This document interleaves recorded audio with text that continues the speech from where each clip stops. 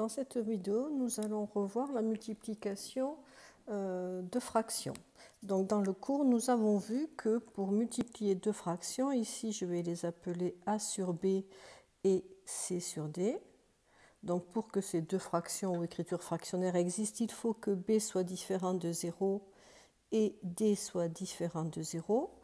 Donc, pour multiplier ces deux fractions, il suffit de multiplier les numérateurs entre eux et les dénominateurs entre eux.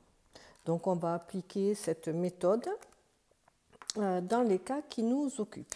Donc, dans le premier, on a déjà deux fractions. Une est un nombre positif et l'autre est un nombre négatif.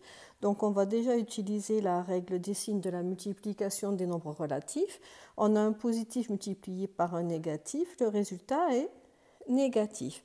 Puis maintenant, nous allons utiliser cette méthode. Donc, ça nous donne 7 fois le numérateur suivant, c'est 8, sur 4 fois 3. On peut multiplier, calculer, donner le résultat de 7 fois 8 et de 4 fois 3. Mais on s'aperçoit que 8 est dans la table de 4. Donc, on va pouvoir simplifier cette fraction directement et non pas attendre la fin.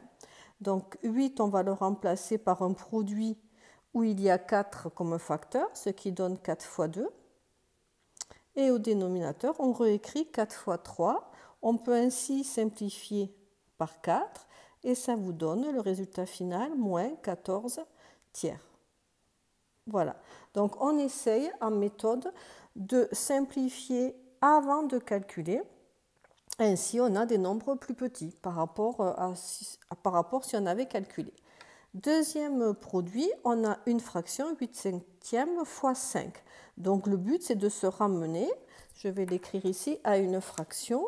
Et donc tout simplement 5 peut s'écrire 5 sur 1, ça ne change rien. Et ainsi, vous avez deux fractions et vous pouvez utiliser cette méthode. Donc cela vous donne, on multiplie les numérateurs 8 fois 5, on multiplie les dénominateurs 7 fois 1. On ne peut pas simplifier, donc on calcule. 8 fois 5, ça fait 40. Et 7 fois 1, ça fait 7. Voici notre résultat. Dernier calcul, on a deux fractions et on a deux nombres négatifs. D'après la règle des signes de la multiplication de nombres négatifs, le résultat est positif. Donc, on peut enlever les signes négatifs. On va faire exactement la même chose. On va multiplier les numérateurs entre eux et on multiplie les dénominateurs entre eux. Quand on arrive là, soit on calcule, soit on remarque, et c'est quand même la meilleure méthode, que 4 est dans la table de 2, que 7 est un diviseur de 21, donc on va peut-être simplifier, on va pouvoir simplifier. 21, on peut l'écrire 7 fois 3, 7, on le laisse, comme ça on va le simplifier. Et 4, comme on voit qu'il y a 2 au numérateur, on va l'écrire sous la forme d'un produit de 2 fois 2.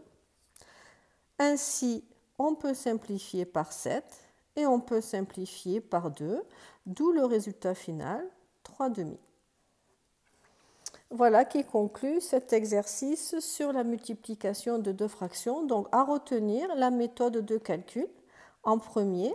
Et ensuite, on fait attention, on essaye de simplifier avant de calculer.